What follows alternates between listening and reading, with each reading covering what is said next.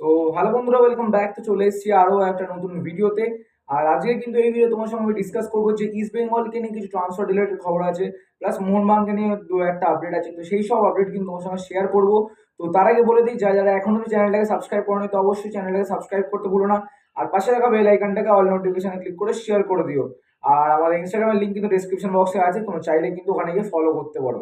তো প্রথমে যদি চলে আসি ইস্ট বেঙ্গল আপডেট নিয়ে, তো দেখো ইস্ট বেঙ্গল কিন্তু পরের মরশুমের জন্য, মানে এই যে কামিং সিজন আসছে, তো সেই সিজনের জন্য কিন্তু ভালো মতন দল গঠন করছে।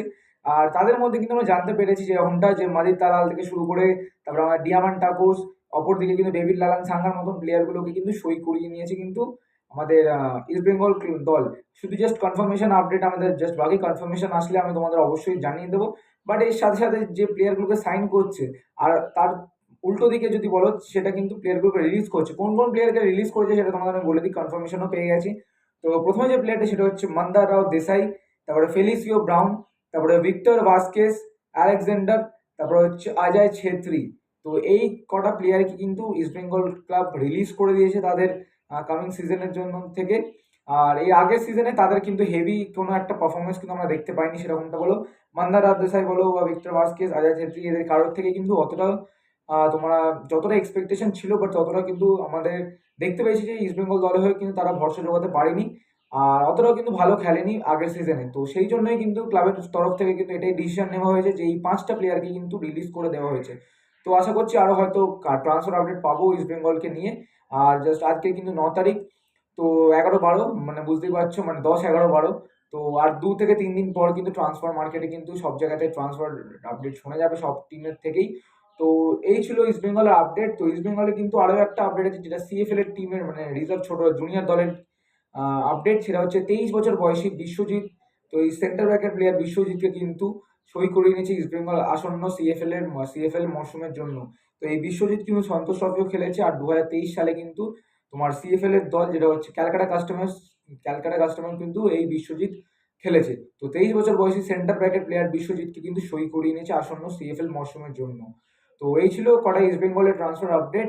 তো এবার চলে আসি যদি মোহনবাগানকে নিয়ে, তো দেখো মোহনবাগানকে নিয়ে কিন্তু এখনো কিন্তু অনেকটাই আপডেট কিন্তু এখনো অবধি আছে, যেটা হচ্ছে কোচ রিগার্ডিং। তো কোচ রিগার্ডিং যদি বলি, তো কোচ নিয়ে কিন্তু অনেক জায়গায় শোনা যাচ্ছে যে আমাদের ডিয়াগো আলানসো। তো এই ডিয়াগো আলানসোর ব্যাপারটা কিন্তু অনেক জায়গায় ছড়ানো হয়েছে যে ডিয়াগো আলানসোর সঙ্গে কিন্তু মোহনবাগানে একটা চুক্তিবদ্ধ হয়েছে বা ইন্টারেস্টেড আছে, এরকমটা কিন্তু জানানো হয়েছে।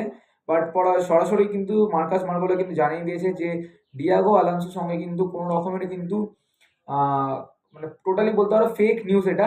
কোনো রকমের কিন্তু ইন্টারেস্টেড শো বা কোনো চুক্তিবদ্ধ কিছুই হয়নি।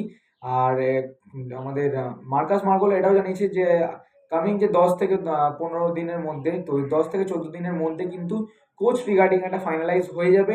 তো তারপরে কিন্তু আমরা কোচের ব্যাপারে জানতে পারবো। তো লেটস সি কি হয়, তো কে হবে মোহনবাগানের কোচ, তো সেটাই এখন দেখার বিষয়। সবকিছু ঠিকঠাক থাকলে বা সবকিছু কনফার্মেশন পেলে তোমাদের আমি অবশ্যই জানাবো ভিডিওর মাধ্যমে। তো দেখা যাক কি হয় না হয়, সেটা কিন্তু পরবর্তীকালে আপডেট। তো এবার যদি চলে আসি মোহনবাগানের জুনিয়র দলের দিকে, তো জুনিয়র দলের দিকে কিন্তু আমরা জানতে পেরেছি আপডেট যেরকমটা আছে। তো হেড কোচের দায়িত্ব থেকে কিন্তু আছে আমাদের ডেগি কার্ডোজো। তো এই ডেগির সঙ্গে কিন্তু হেড কোচ হিসাবে কিন্তু জুনিয়র দলকে কিন্তু তোমার হেড কোচের দায়িত্ব দেওয়া হয়েছে। আর অ্যাসিস্ট্যান্ট কোচ বিশ্বজিৎ ঘোষাল, আর হচ্ছে আমাদের গোলকিপার কোচ যেটা হচ্ছে অব্র মণ্ডল। তো এই কটি কোচ কিন্তু জুনিয়র দলের রিজার্ভ টিমের জন্য কিন্তু তোমার দায়িত্ব দেওয়া হয়েছে। তো লেটস সি, আশা করছি সিএফএল এ তারা ভালো তোমার রেজাল্ট করতে পারে। তো এইসব কিন্তু আপডেট তোমাদের সঙ্গে শেয়ার করলাম ইস্ট বেঙ্গল মোহনবাগানকে নিয়ে। আই হোপ তোমাদের আপডেটগুলো ভালো লেগেছে বন্ধুরা। যদি আপডেটগুলো ভালো লেগে থাকে অবশ্যই সাবস্ক্রাইব করতে ভুলো না। আর চ্যানেলে যদি তোমরা প্রথমবার এসে থাকো তো অবশ্যই সাবস্ক্রাইব করে পাশে থাকা বেল আইকনটাকে অল নোটিফিকেশন ক্লিক করে শেয়ার করে দেবে। তো এরকম এই ট্রান্সফার রিলেটেড খবর কিন্তু আমাদের চ্যানেলে তোমরা পেয়ে যাবে। তো make sure you have to subscribe.